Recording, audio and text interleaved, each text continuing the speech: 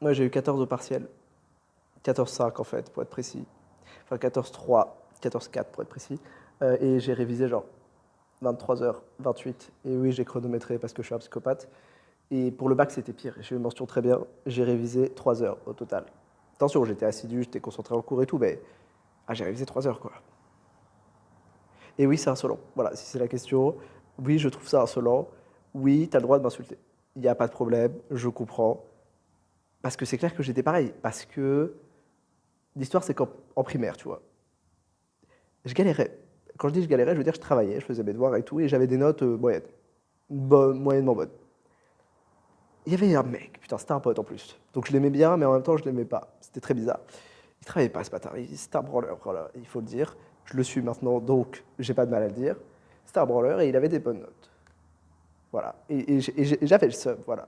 J'avais le seum. Mais j'ai rien fait. Je ne sais pas pourquoi, je me suis pas dit que j'allais lui parler. Je me suis pas dit que j'allais essayer de comprendre comment il avait fait pour faire la même chose et gagner du temps et pouvoir me consacrer à des choses plus intéressantes que réviser des cours et faire des devoirs. Juste laissé comme ça, je me suis dit, bon, il est talentueux ce bâtard. Voilà, je me suis dit ça pendant 3 ans. Après, je suis arrivé au collège et j'en ai eu marre. Donc, je me suis dit que, de manière totalement indépendante, j'allais évidemment essayer de comprendre comment on faisait pour travailler moins en ayant à peu près les mêmes résultats. Ce qui s'est passé, c'est que j'ai commencé à travailler moins et à avoir des meilleurs résultats. Et là, j'ai eu l'impression qu'on m'avait menti toute ma vie, en fait. Alors, toute ma vie se résumait à 11 ans. Toute ma vie dans les cours se résumait à 8 ans, mais j'ai l'impression que pendant 8 ans, on m'avait menti. C'est pas sympathique comme feeling. Il y a un hélicoptère qui se pose à côté. C'est pas grave, là n'est pas le sujet. C'est pas sympathique comme feeling, le feeling qu'on t'a menti pendant 8 ans. Et surtout, je voyais mes potes galérer et je me disais, c'est cruel, c'est quand même cruel. Et donc j'essayais de leur dire, voilà, c'est comme ça qu'on fait. Et ils le faisaient pas. Donc j'en ai eu marre, voilà. Et en fait, c'est surtout que moi, j'avais pas les bonnes réponses et je savais pas expliquer du tout pourquoi ça marchait. J'étais juste en mode, je fais des trucs, ça marche. Je savais pas expliquer pourquoi.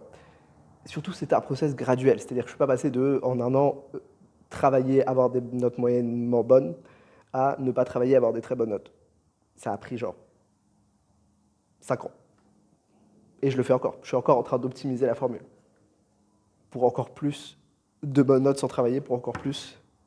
Pour avoir plus de temps pour mes passions. Et je pense que c'est ce que tu veux faire aussi. C'est pour ça que tu m'as posé la question, genre, comment on fait pour travailler moins et avoir des meilleures notes. En fait, quand tu veux dire travailler moins, c'est juste genre, pour pouvoir faire d'autres choses plus utiles, plus mieux, genre jouer d'un instrument, faire du sport, devenir top numéro 1, Brawl Star, France.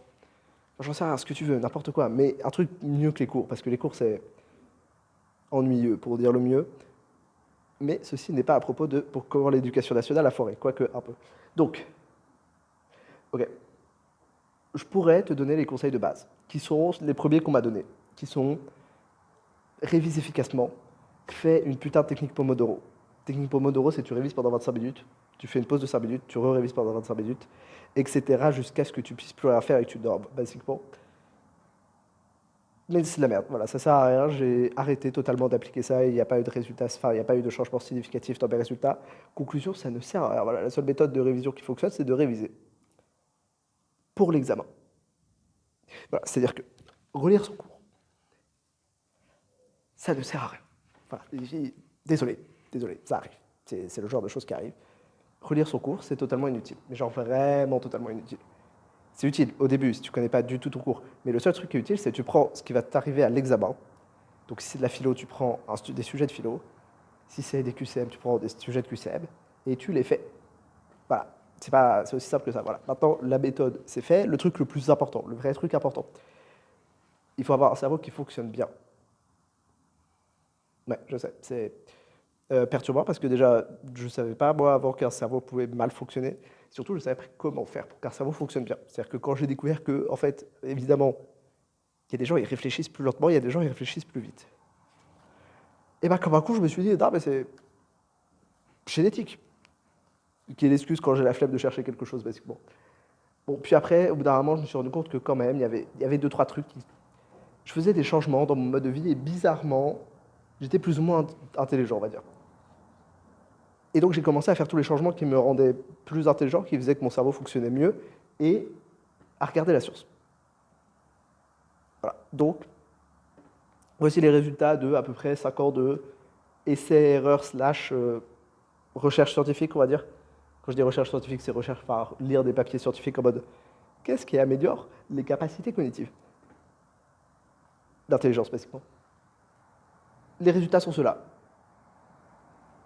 Si tu les appliques, si tu appliques les méthodes, ça va augmenter tes notes, ça va te laisser libérer plus de temps pour faire des choses mieux, pour passer plus de temps avec ta copine, pour te renseigner sur des sujets plus intéressants que ce qu'on apprend en cours. Genre le droit administratif, on s'en bat les couilles. Là n'est pas le sujet. Ce qu'il faut faire, c'est assez basique. Il faut bien respirer. Parce que oui, on peut mal respirer. Il faut faire du sport, il faut bien dormir, il faut bien manger. Et il ne faut pas trop stresser. Et il faut savoir se concentrer. Ça fait beaucoup de choses, mais en fait, il n'y a pas grand-chose à faire. Parce que tous les domaines sont un peu liés entre eux. Donc, tu as capté, c'est pas très dur. Bon, déjà, bien respirer, c'est basique. Tu respires par le nez. Voilà. C'est non négociable. Sauf si tu es malade, évidemment. Si tu es enrhumé et que tu essayes de respirer par le nez et que tu ne peux pas respirer par le nez, tu vas juste ne pas respirer et donc mourir. Ce qui est un peu con. Mais non, non, juste tu respires par le nez. Voilà, si tu respires par la bouche, arrête. Juste respire par le nez. Force-toi à respirer par le nez. Si tu n'arrives pas à respirer par le nez, va voir un putain d'orthodontiste et débrouille-toi pour respirer par le nez. Parce qu'en fait, il se trouve que ton cerveau a besoin d'oxygène pour fonctionner, comme à peu près toutes les cellules de ton corps, et que respirer par le nez, ça apporte plus d'oxygène. Voilà. En fait, ça fait une meilleure oxygénation de ton cerveau. Il se trouve que, en fait, respirer par la bouche, ça apporte plus d'oxygène, mais au long terme, respirer par le nez, ça entraîne tes poumons à mieux absorber l'oxygène, et donc en fait, tu en absorbes plus à la fin. Trop compliqué, respire par le nez, c'est tout. Voilà. Sauf quand tu fais du sport, tu peux respirer par la bouche, mais dans la vraie vie, respire par le nez. En plus, c'est quand même beaucoup plus... Genre, ça, c'est moi qui respire par le nez. Ça, c'est moi qui respire par la bouche. Voilà, il y en a un qui est plus sexy, on ne dira pas lequel. Bien dormir. Oui, c'est pas dans l'ordre de ce que j'ai dit au début, c'est pas grave. Bien dormir, c'est quand même le truc important et facile à régler. C'est-à-dire qu'en fait, le sommeil, c'est agréable. Je comprends pas pourquoi tout le monde ne dort pas 9 heures par jour. C'est mystérieux. C'est-à-dire que, à part les insomniaques, si tu peux dormir 9 heures par jour, pourquoi tu le fais pas Basiquement, bon, le sommeil, ça rend beau. Ça rend plus beau. Voilà, c'est comme ça. Ça donne une meilleure qualité de peau et tout. Ça te rend plus heureux. Voilà, ça augmente tes niveaux de sérotonine et tout, t'es plus heureux si tu dors mieux, il y a plein d'études sur ça, c'est trop bien. Ça te rend plus intelligent, c'est la partie qui nous intéresse. Et c'est agréable. Pourquoi tout le monde ne fait pas ça tout le temps? Je ne comprends pas. Pourquoi tout le monde ne dort pas 9 heures par nuit? Je sais pas. J'arrive pas à comprendre, mais bon, bref. Ouais, si, je comprends. Tu te dis, c'est pas productif de dormir. Mais en fait, non, c'est pas productif de ne pas dormir. Parce que ça réduit ton efficacité, ça réduit la façon dont ton cerveau fonctionne, ça réduit ton niveau d'énergie. Au final, ça dépend où tu en es, évidemment. Si tu dors déjà 9 heures par nuit, peut-être que 10 heures par nuit, c'est peut-être un peu beaucoup, mais globalement, si tu dors moins de 8 heures par nuit, tu te tires une balle dans le pied et tu es en mode, ouais, let's go, on va courir un marathon. C'est mal barré, forcément, je vais te niquer. Et en plus, c'est pas agréable de ne pas dormir. Enfin, genre, dormir, c'est agréable. Après, il faut avoir des raisons de dormir. C'est-à-dire que si tu fais rien de ta journée, si tu es toujours assis à faire des trucs pas très demandants intellectuellement, genre écouter des cours, c'est sûr que c'est compliqué de dormir. C'est sûr que ton corps est en mode, frérot, pourquoi je suis dans un lit? Pourquoi je suis immobile, sachant que toute la journée, j'étais immobile. Voilà. Donc on arrive au point suivant, fais du sport. Bouge, fais des trucs, Ah, je sais pas quoi dire, juste fais du sport, bouge. Monte les marches 2 par 2, cours, marche, fais de la boxe, fais du volley, fais du badminton, fais du foot, fais ce que tu veux, fais de la pole dance. Sur la liste incroyable du nombre de sports que l'humanité a créés, et il y en a franchement, fallait avoir l'idée, genre le curling, bon bref, il y en a forcément un qui te plaît, il y en a forcément où tu te dis putain c'est trop bien, j'ai envie de le faire. Donc voilà, tu testes tous les sports, jusqu'à ce que tu en trouves un qui te plaise, et tu fais ça, voilà. Pourquoi?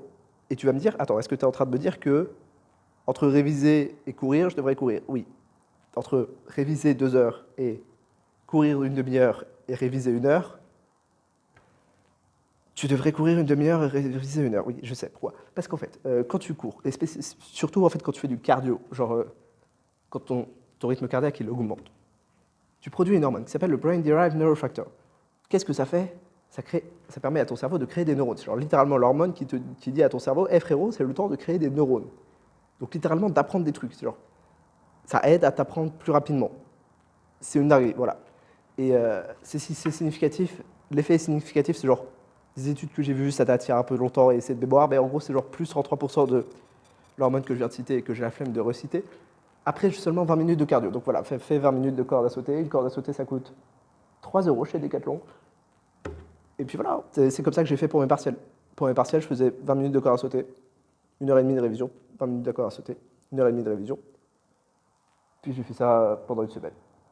Voilà, c'était bien. C'était très bien. En plus, la corde à sauter, c'est trop bien. Enfin, en tout cas, moi j'aime bien. Mais s'il y a un autre sport que tu kiffes, fais ce que tu kiffes, frérot. Juste bouge.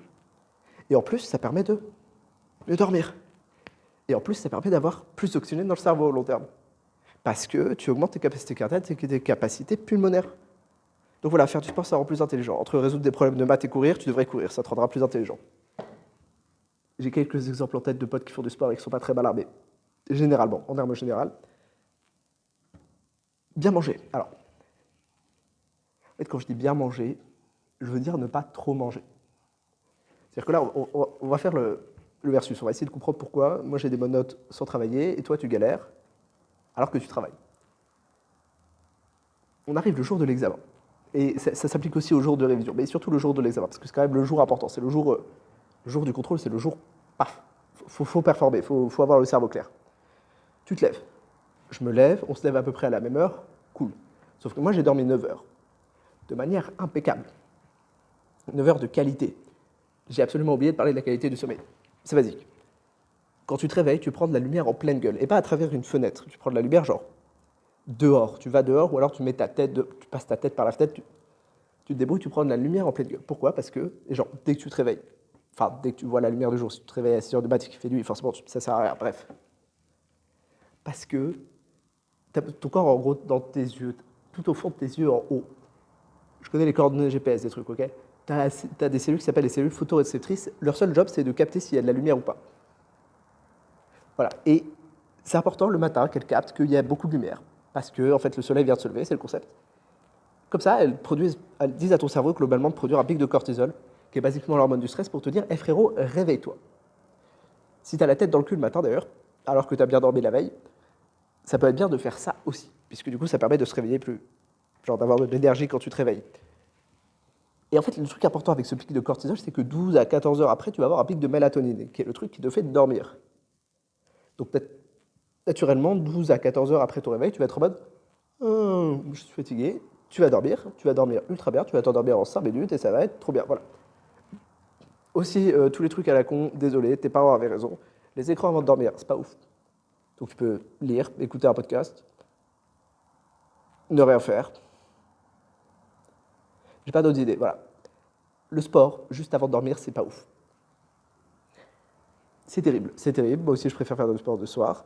La société a décidé qu'on faisait l'amour le soir.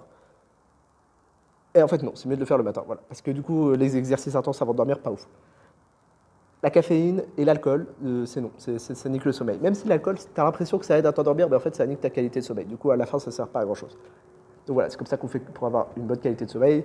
Le matin, tu prends de la lumière dans la gueule, tu essayes de faire du sport le jour, tu manges pas trop près de ton heure de sommeil. Genre, si tu manges juste avant de dormir, c'est pas ouf non plus. Pas d'alcool, pas de caféine, dans les 6 à 8 heures avant de dormir.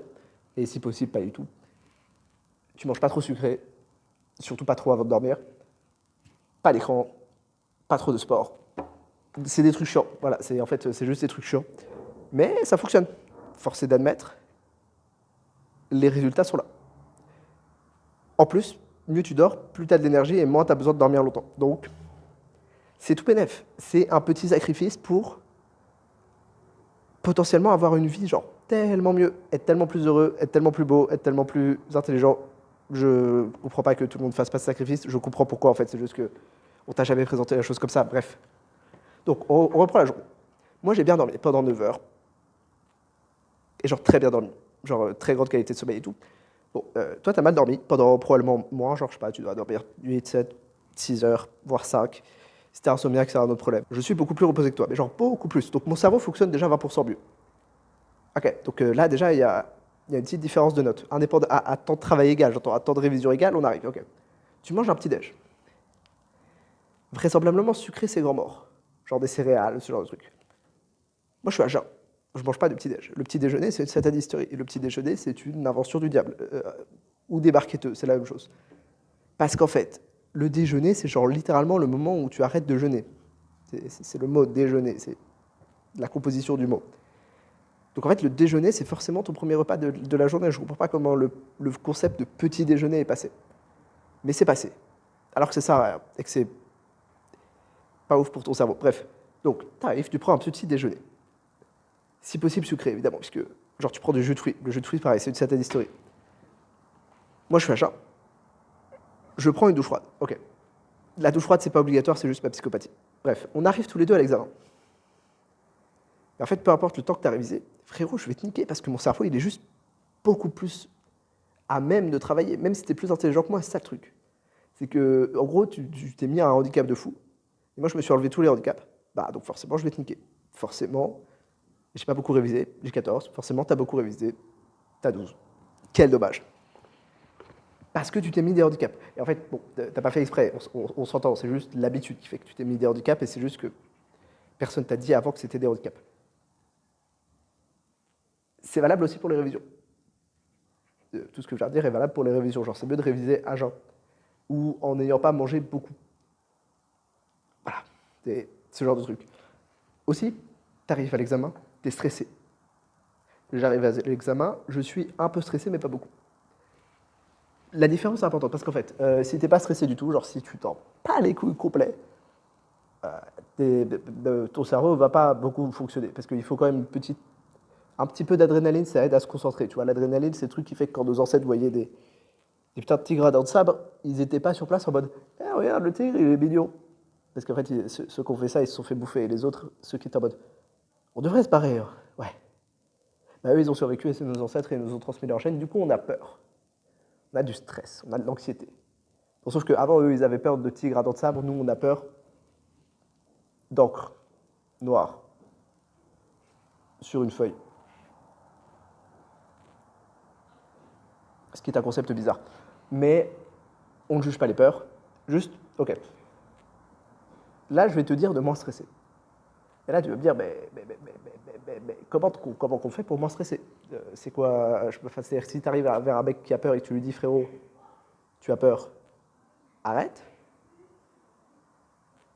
il va gentiment te dire d'aller te faire foutre. Et il a raison. Il a raison. Donc, comment on fait pour moins stresser? Bien respirer. Respirer par le nez, c'est important. Faire du sport, ça aide à moins stresser, ça aide à avoir moins d'anxiété sur le long terme, tu vois, mais sur le moment, genre, tu arrives à l'examen, comment tu fais pour moins stresser? Bah, déjà, c'est bien de méditer. Ouais, c'est un truc de hippie. Je suis à ça de te recommander la marijuana, mais bon, on n'est pas jusque-là. Méditer, c'est genre juste tu te concentres sur ta respiration. Ça s'appelle du déni, oui, oui. C'est-à-dire qu'au lieu de te concentrer sur le fait que tu as un examen là maintenant tout de suite, tu te concentres sur ta respiration et forcément tu vas moins stresser. Sinon, il y a un truc qui s'appelle les doubles inspirations. Juste inspire et tu réinspires une seconde fois. Voilà, ça réduit ton cortisol. Genre littéralement, ça réduit ton stress. Il y a des fonctionnements bizarres dans le corps, il y a des trucs chelous. Voilà, ça réduit ton stress. C'est pour ça que, genre, par exemple, ça, se frotter les yeux, ça augmente ton adrénaline. Genre, littéralement, ça te réveille. C'est bizarre. Il y a des trucs bizarres comme ça dans le corps, donc la double inspiration, ça fonctionne pour enlever le stress. Sinon, au long terme, il y a un truc qui s'appelle relativiser. Alors oui, les gens qui disent aux autres de relativiser sont des connards, tous, 100%. C'est-à-dire que tu viens te faire larguer par ta copine, t'es comme une merde, et ton pote, il arrive, il est en mode « Non mais tu sais, c'est pas si grave que ça, hein. » Voilà, ce genre de truc, ça mérite des droites. Mais aujourd'hui, c'est moi qui vais prendre les droites. T'as le droit de me mettre une droite si tu veux, t'as le droit de m'insulter si tu veux. Tranquille, relativise. On est dans des pays civilisés. À peu près civilisés. On est dans des pays où si tu foires ta vie, c'est pas si grave que ça. Au pire, tu finis serveur ou manutentionnaire, qui n'est pas une vie incroyable. Mais je veux dire, tu peux te nourrir, quoi. Enfin, tu peux manger, tu peux te loger. C'est pas ouf. C'est pas si terrible que ça, quoi. Ou alors, au pire, tu redoubles ton année. Ce qui n'est pas possible si tu es en médecine. Donc, si tu es en médecine, désolé pour toi, frérot. Mais en même temps, tu as choisi ton chemin, je peux rien faire pour toi. Dans tous les autres domaines à peu près normaux, où les êtres humains sont à peu près normaux, tu vois, tu peux. Tu peux juste redoubler, c'est pas grave, ça arrive. Il n'y a pas grand-chose de... Voilà. Bon, ça, c'est du côté théorique. Ensuite, si tu veux aller encore plus du côté théorique, On est 2 sur 8 milliards d'humains sur un petit caillou, dans un petit système solaire, dans une petite galaxie, sachant qu'il y a plus ou moins plusieurs centaines de milliards. Tu vois déjà combien ça fait 1 million? Bon, voilà. Référence passée. Plusieurs centaines de milliards de galaxies juste dans l'univers observable, et il y a probablement des trucs au-delà de l'univers observable. Bref, on n'est rien, et dans 100 ans, tout le monde nous aura oubliés. Et dans 100 000 ans, il n'y aura probablement plus aucune trace de notre existence. Donc, d'un point de vue plus métaphysique, que tu réussisses ou pas cet examen, on s'en fout un peu. J'espère que je t'ai pas provoqué une crise existentielle qui va faire que tu vas te barrer de tes études en pensant que la vie n'a aucun sens, mais globalement, on s'en fout, que tu réussisses ou pas tes examens. Et donc voilà, on arrive, t'es stressé, moi je suis stressé genre normalement, donc forcément je te nique. Parce qu'en fait, le stress, si t'es trop stressé, ça nique ta créativité. Genre ça t'empêche d'avoir de nouvelles idées, ce qui est quand même un peu important.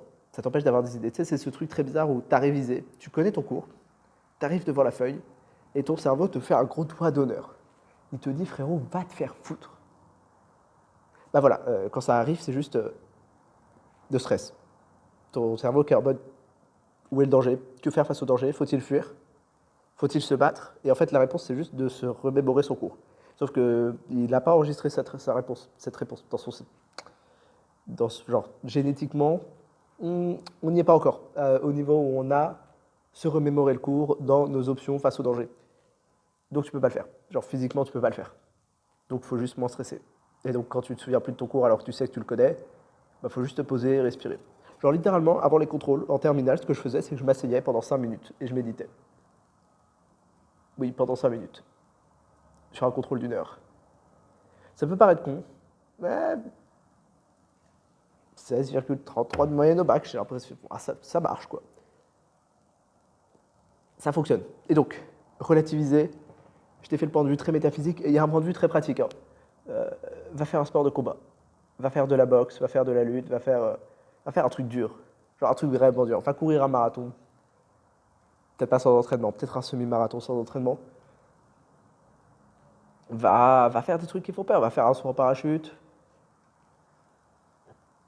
Fais des trucs qui font peur. Fais des trucs qui sont durs.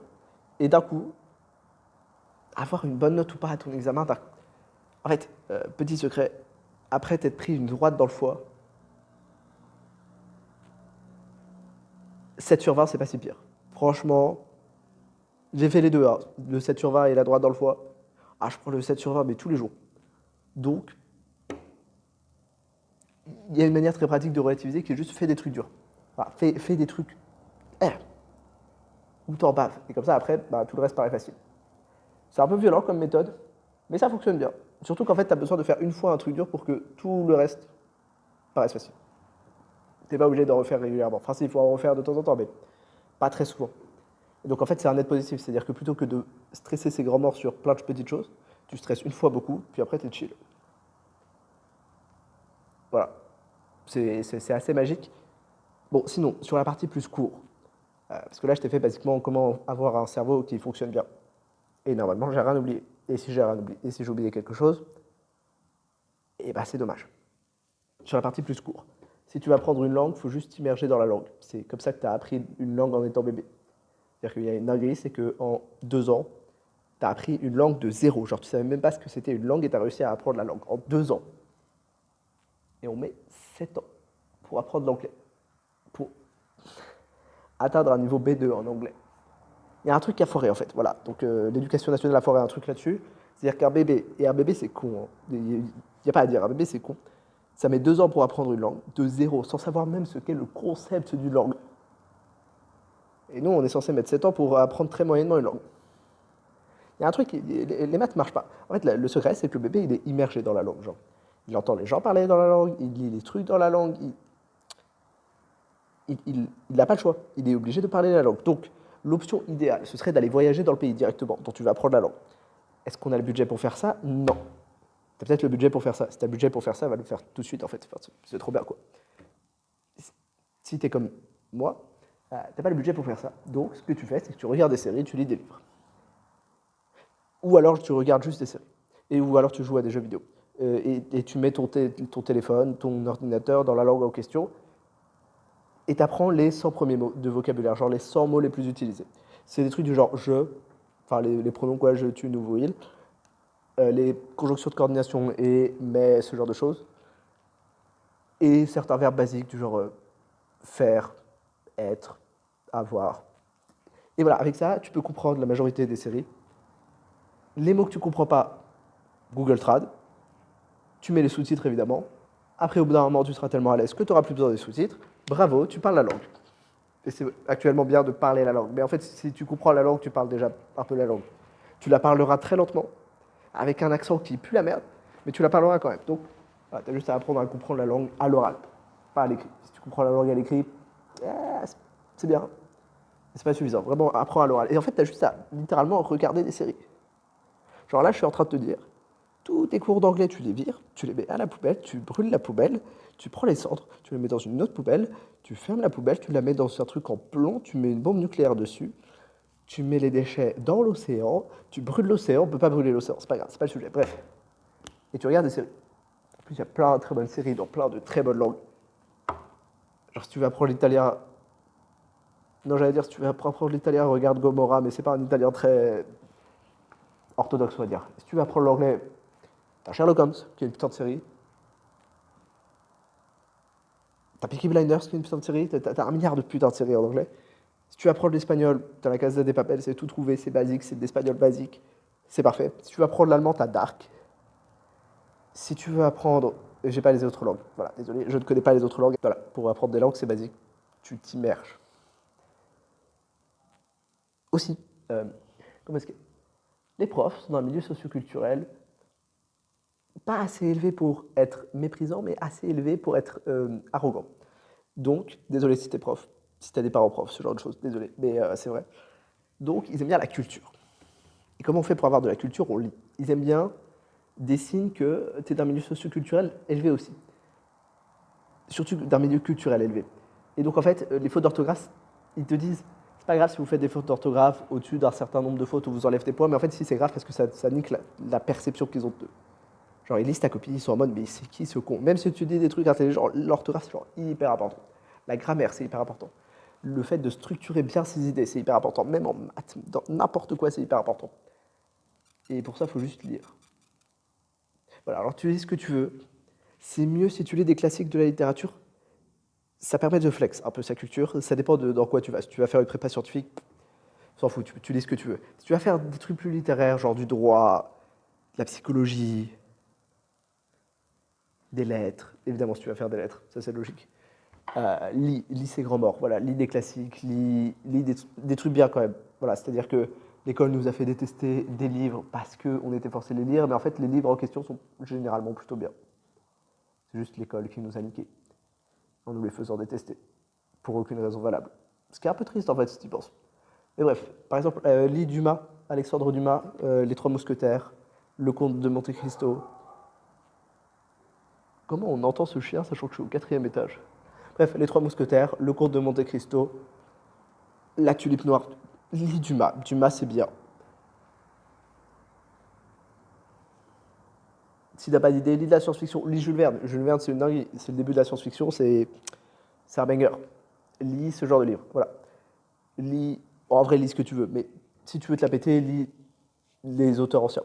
Ça marche bien. L'Iliade, l'Odyssée d'Homère. Lis les classiques.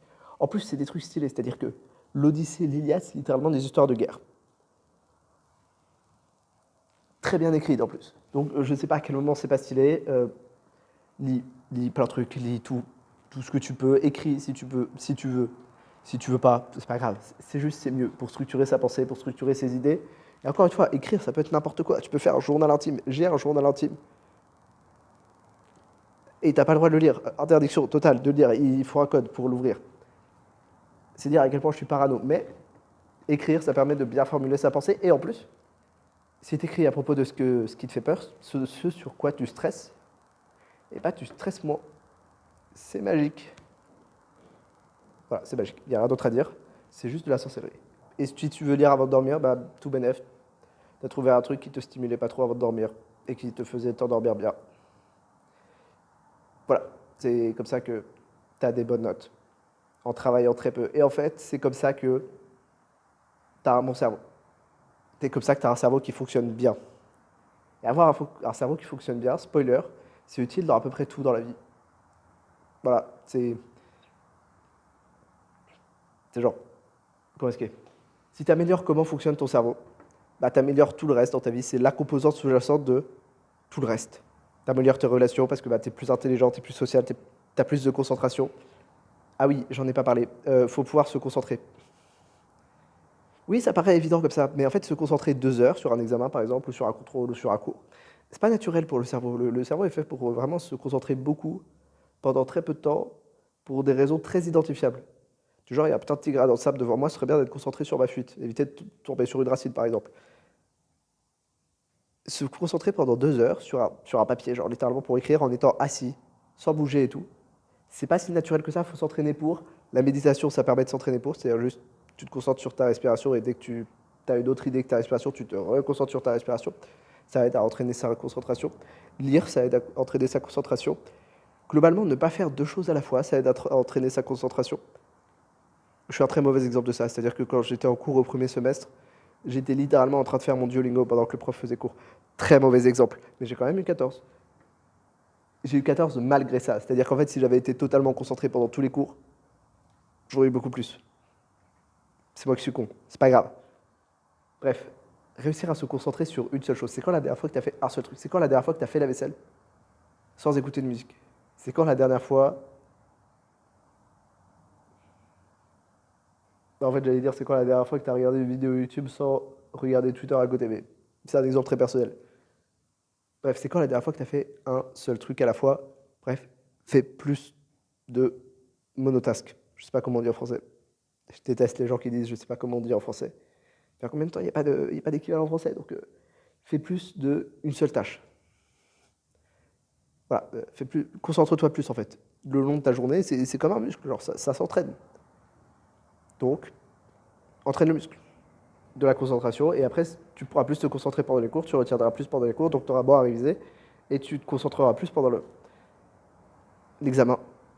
Donc tu auras des meilleurs résultats. Il y a aussi, bon, alors ça c'est la partie fourbe, il y a aussi un élément de psychologie important, c'est de comprendre ce qu'attendent les mecs à l'examen. Oui, c'est de la triche. Oui, c'est totalement décorrélé de la compétence que tu essaies d'apprendre de base, c'est-à-dire que savoir comment pensent les profs de droit qui vont corriger ma copie de droit ne m'aide absolument pas à faire du droit. Mais ça m'aide à avoir des bons résultats sans trop travailler, donc je ne vais pas me plaindre. C'est basique, en fait, c'est juste, déjà, lis des bouquins de psycho, c'est marrant, tu verras. C'est comment fonctionne le cerveau humain, tu te rends compte que c'est un bordel. Qu'il y a plein de failles de partout et que tout le monde est en mode, ouais, c'est normal. C'est normal, c'est... T'inquiète, c'est normal. Donc essaye de comprendre, genre, ok, l'examinateur, il attend quoi? C'est quoi qu'on attend de mon sujet? Genre, c'est quoi le concept? Par exemple, on avait un prof, pour les partiels, il est arrogant. Arrogant. Et le mec, genre, arrogant au niveau culturel. Il est en mode, je sais tout. Insupportable. Insupportable, oui, mais du coup, c'est lui qui va corriger ma copie. Donc j'ai flex, ce qui était le seul truc à faire. Et j'ai eu 15, alors que tout le monde a eu 7. Parce que j'ai compris que juste, bah, il est arrogant. Il aime bien la culture. Il aime beaucoup trop la culture. Euh, beaucoup la culture. Genre, il a la grosse tête par rapport à la culture. Et donc, je lui ai juste foutu de la culture dans la gueule en mode tiens, tiens, tiens, tiens. J'ai cité Nietzsche. Je suis en droit, je fais du droit. Nietzsche, aucun rapport. Mais j'ai trouvé le passage, tu vois. J'ai juste foutu des auteurs, j'ai compris qu'il aimait juste bien la culture. Il y a une autre prof, elle aimait bien hum, les, les inspirations, on va dire. Genre, en gros, dans ta disserte, elle s'en foutait un peu que tu es des auteurs. Elle était en mode, nous, ce qu'on veut, c'est une étincelle d'intelligence. Bah, ok. Débrouille-toi à être créatif et à trouver, à sortir des idées originales. Même si c'est de la merde, on s'en fout. Des trucs originaux. Voilà, faut juste comprendre, au cas par cas. C'est important. C'est pas important pour avoir des compétences qui servent dans la vraie vie. C'est important pour avoir des bonnes notes sans trop travailler. Aussi. Bon, là c'est plus sur le côté ce que l'éducation nationale foire totalement. Euh,